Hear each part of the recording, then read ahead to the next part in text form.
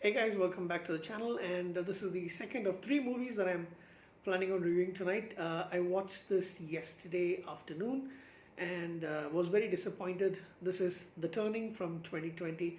It's a horror movie. Where's my bottle of water? It's a horror movie which I was kind of looking forward to,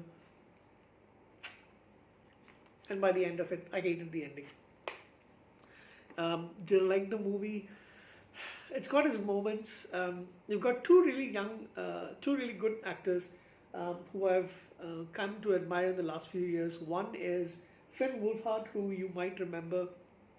I mean, who you remember? He's a very young actor. I think he's like 17 or something like that now. He was in both the It Chapter 1 and It Chapter 2 movies. He also plays Mike in Stranger Things. Young Canadian actor, and I think he's also going to be in the he is going to be in the new Ghostbusters movie. So he plays one of the lead characters along with um, her name is Mackenzie Davis. Mackenzie Davis is another young Canadian actress. She was in the movie with Ryan Gosling and Blade Runner Part 2, and she was also in the Terminator, the latest Terminator movie. Um, she was in The Martian, but she had a very small role in The Martian. Blade Runner 2049, and she was in Terminator Dark Fate as well.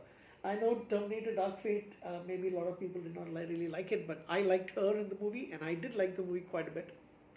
So I liked her role in in the in the Blade Runner movie as well.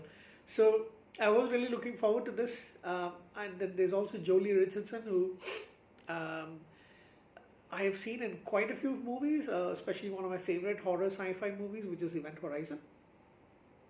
So put these three actors together, and I was expecting something better, but it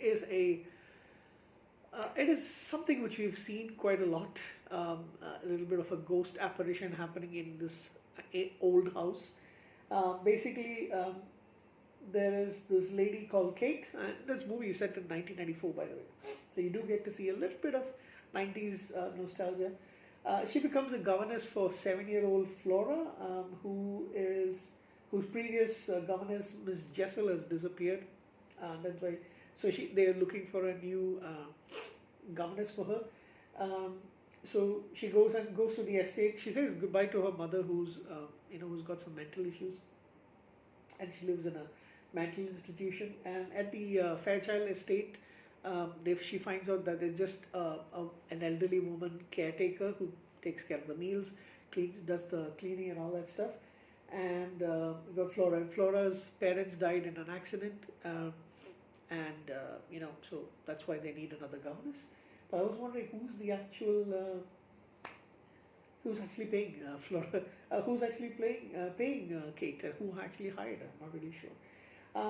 And then there's the older brother played by Finn Wolfhard. His character's name is Miles, and he comes back. He's been expelled from his boarding school.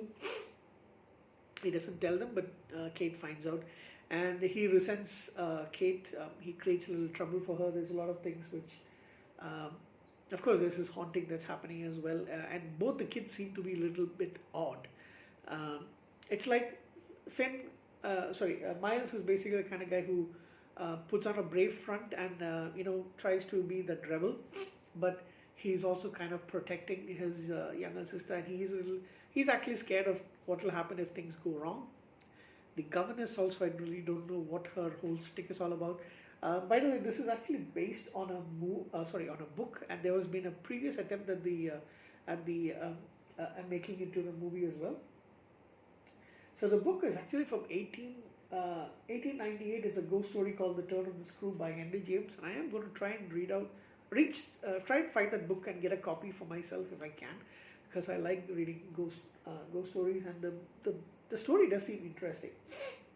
In 1961, they did make a movie out of it called The Innocents, and from what I've read, that movie is a lot better than this one, so I definitely will try and check it out. So basically, there was the ghost basically is Miss Jessel, who was murdered there. We assume she's murdered. He was murdered there by the character known as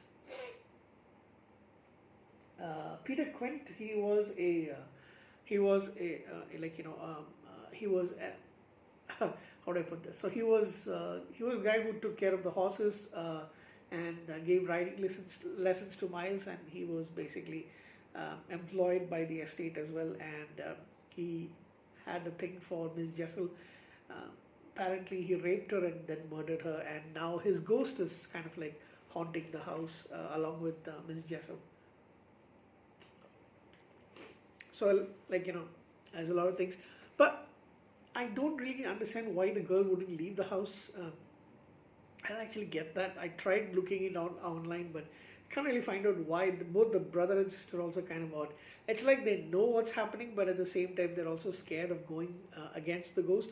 So in the end, the governess gets killed, but the ending part.